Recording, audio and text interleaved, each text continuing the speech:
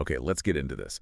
So imagine you're taking a walk through Brooklyn, Greenpoint specifically. Mm-hmm. You know, that area where you've got an elementary school, kids playing, and right next door, the public library, all quiet. Yeah, familiar vibe. Pillars of the community, sorta. Exactly. And then right there between them, you see this sign, luxury co-working space.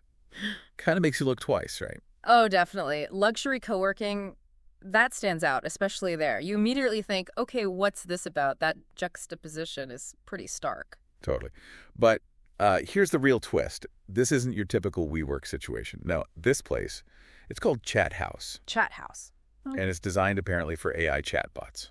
Wait, for AI? No, Nope. AI chatbots are the target clientele. a co-working space for bots. That's not. Well, that's certainly a concept. It completely shifts what you'd expect. Right. And it gets even better because Chat House, it's not actually a functioning office space. It's an art exhibit. Ah, okay. An art piece. That makes more sense contextually. Created by a local artist. Yeah, a Brooklyn artist named Nim Ben-Reuven.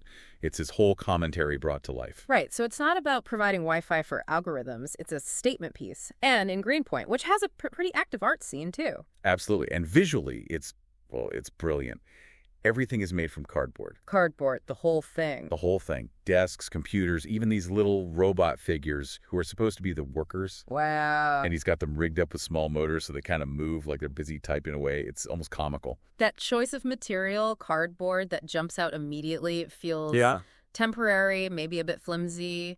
Seems like that would have to be intentional given the topic is AI. You're spot on. And he leans into the humor. There's this sign saying desk spaces like $1,999 a month. Oh, come on. Yeah. And right next to it, another sign that just says, a luxury co-working space for chatbots. Yeah. The satire is just chef's kiss. That pricing is perfect. It's such a direct jab at the, let's be honest, often crazy costs of actual luxury co-working spots. Yeah. Applying it to AI just pushes the absurdity. So yeah, what's the deal with this whole setup? That's what we're going to dive into today.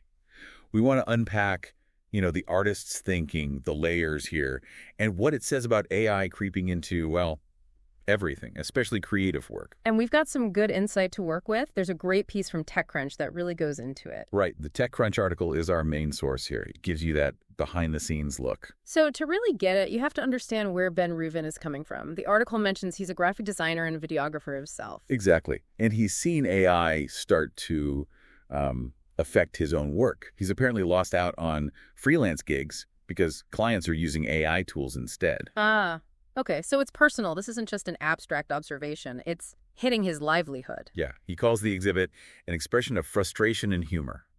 It's his way of processing and commenting on these shifts without just, being angry or negative. That approach makes sense. Using humor can definitely make difficult topics more approachable. It kind of disarms people, maybe. Makes them more willing to engage with the criticism. And he explicitly says that was the goal.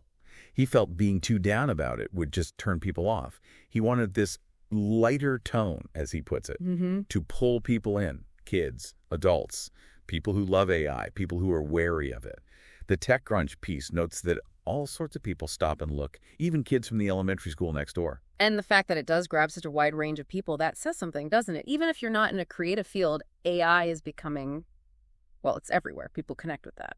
Though he does add a bit of perspective in the article. He mentions, when he thinks about the really big global problems like war and trauma. Right. He sees the disruption AI is causing creatives as, quote, such a light thing in comparison. That's important context. It adds some humility, acknowledges the bigger picture. It stops the whole thing from feeling too navel-gazing, Definitely. Now, back to the cardboard for a sec. It's not just a random choice for him. He uses it a lot. Yeah, apparently he has a whole history with it. Yeah. He built a life-size airport terminal out of cardboard for his grad school thesis. Wow. Okay. And he makes these things called cardboard babies between freelance jobs. So it's kind of his medium. So it's part of his artistic language, not just one-off for this project. That definitely suggests there's more meaning baked into the material itself. And he connects it directly to AI. He says, and I'm quoting roughly here, that the impermanence of this cardboard stuff and the ability for it to collapse is how I feel that AI is interacting with the creative industries. That's a really powerful metaphor. Cardboard looks solid, you can build impressive things with it, but it's ultimately fragile. He's mapping that onto AI's output. Exactly, like those AI images you see generated by Midjourney or whatever, they can look amazing at first glance. Right, that initial wow factor. But maybe when you look closer, something's missing. Or it feels a bit flimsy, like the cardboard. He actually has another analogy for that in the TechCrunch piece, doesn't he? The junk food one. Yes. He compares AI art to junk food. He gets the appeal, that quick hit, like dopamine. Yeah, satisfying for a second. Yeah. But ultimately, it lacks real nourishment, real substance. And he links that fleeting satisfaction right back to how easily his cardboard creations could just collapse. The junk food thing is pretty sharp. It nails that sense of instant gratification AI tools can provide, skipping the long, sometimes tough process of traditional creation, but suggesting it might not have lasting value. And speaking of temporary, the exhibit itself isn't permanent. It's in the window of a building that's waiting to be renovated. Ah, so the setting reinforces the theme. Yeah, he hopes it'll stay up until mid-May, maybe longer. He's even thinking about moving it to a bigger gallery space. Oh, interesting. Though he jokes about where he'd store all the extra cardboard if he expands it. Needs more room in his apartment, apparently. The practical realities of being an artist, even when commenting on digital tech. It adds that human touch, doesn't it? Totally. And there's one last thought he shares that really sticks with you. When we type prompts into something like ChatGPT, he pictures this huge, hidden warehouse, like physically huge, filled with, as he puts it, kind of cute, kind of creepy baby robots typing away to generate our answers. Right, visualizing the immense infrastructure behind the seamless interface. Exactly. And he points out the massive energy cost. The article mentions AI uses about the same amount of electricity each year as the entire country of Switzerland. Wow, that's a startling comparison. Switzerland's annual usage for AI. It just highlights this enormous, unseen, energy-hungry machine working away behind our simple requests. It makes his physical, cardboard, and kind of fragile representation feel even more pointed. You know, what's the real cost? And that choice of cardboard again, often recyclable, disposable, it subtly contrasts with the idea of enduring human-made art while nodding to the energy costs you just mentioned. It's layered.